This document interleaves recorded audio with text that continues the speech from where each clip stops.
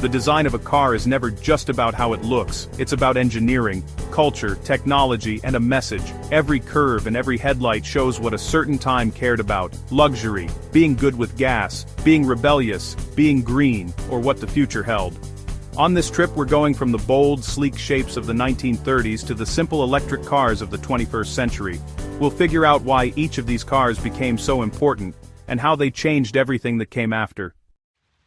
In 1934, the Chrysler Airflow dared to be different when no one else was. It was designed in a wind tunnel at a time when cars were basically boxes on wheels. The body had round, flowing lines to cut through the air, and the engine was moved forward, over the front axle, to make the car more balanced. Its steel structure, which was all one piece, made it stronger and safer at a time when most cars had separate chassis.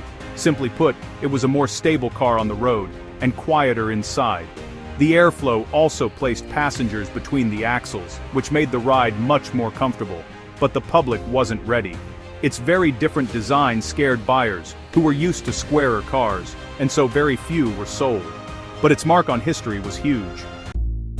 The Porsche 356 Speedster really captured the spirit of a sports car in its simple, low design. It came out in 1954 and was super light, quick, and didn't have any extra frills. It had a cut-down windshield, a simple soft top, sporty seats, and a 4-cylinder engine in the back that gave it a lot more zip than you'd expect from the numbers. Its curvy design, without being overdone, set the visual style that Porsche would follow for many years and paved the way for the 911. Its lightness meant it had really direct steering and was a joy to drive, showing that design is also about how something feels, how you see and experience the car. The 356 taught us that clean looks and smart design can create something truly classic. In 1959, the Mini changed how we thought about city cars. With its engine turned sideways and front-wheel drive, it pushed the wheels to the very corners and used space in a way no one had seen before. This clever setup became the basic recipe for almost every modern compact car. But the Mini's design wasn't just practical, it had a lot of character. The friendly front, the roof that was a different color, and its short, wide stance gave it charm and made it seem quick. When John Cooper gave it some upgrades, the Mini Cooper was born. And this little car won famous races, like the Monte Carlo Rally, proving that a design made for the city could also rule the roads. The Mini turned efficient space into a visual style, and created a pop culture icon that has lasted for decades. The Jaguar E-Type arrived in 1961 like an explosion of beauty. Its endless hood, short rear, low waistline, and smooth curves created proportions that seemed perfect. Behind that sculpture, there was a lot of engineering. A partial monocoque structure, independent rear suspension, and disc brakes on all 4 wheels. Designer Malcolm Sayer applied aerodynamic principles to fine-tune the body to the wind, and the inline-6 engine roared with authority. More accessible than its Italian rivals, the E-Type brought high-impact design to a wider audience.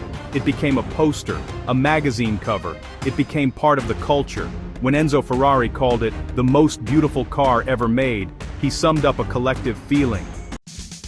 In 1967, the Camaro really showed off American design at its most competitive. It was born to go head-to-head with the Mustang, and you could see that in its look.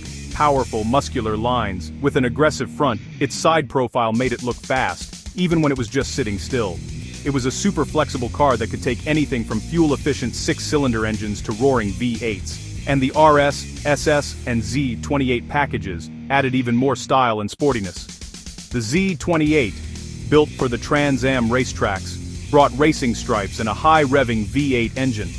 It was a perfect blend of looks and engineering working together. The Camaro quickly became a symbol of youth, freedom, and rivalry.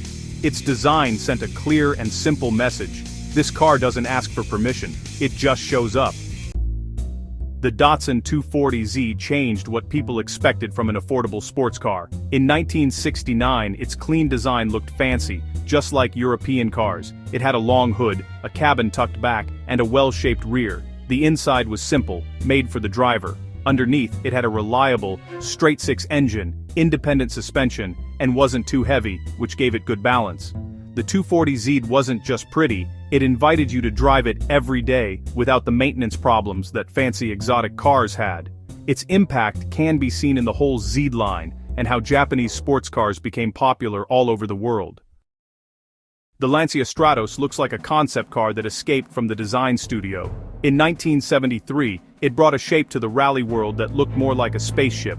A super short wheelbase, a curved wraparound windshield, a chopped-off rear, and angular surfaces of pure Italian boldness. Compact and light, with a mid-rear V6 dyno engine, the Stratos was born to change the rules. And it did, winning world titles. In the street version, the low stance and simple cockpit told you that every inch existed for a reason.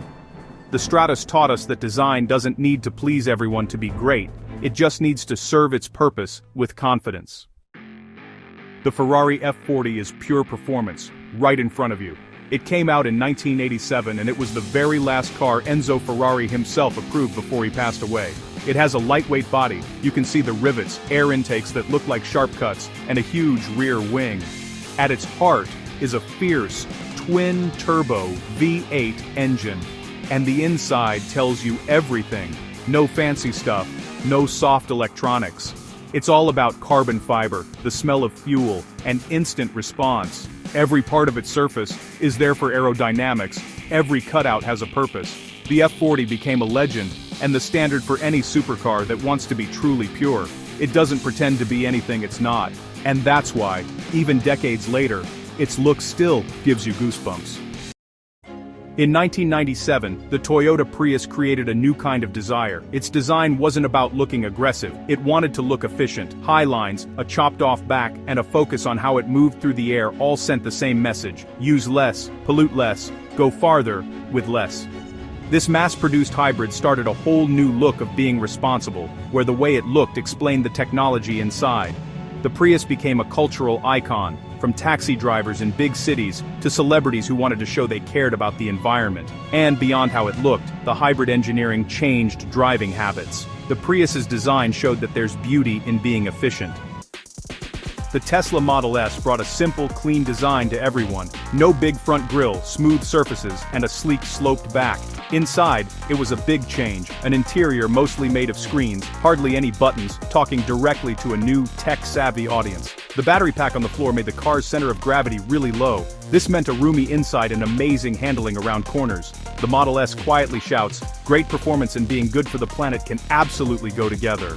It really showed what a modern electric car should look like and pushed the whole car industry forward. It's a design statement for the 21st century. From a sleek sedan that was ahead of its time in the 1930s to a simple electric car that changed what we expected, every car on this list helps us understand a piece of the car design puzzle.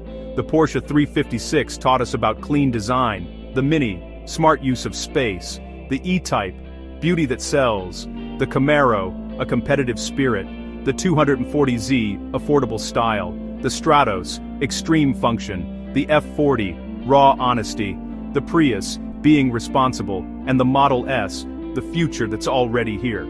In the end, car design is all about what we want to say when we pick a car. And the question that's left is, what message do you want to drive?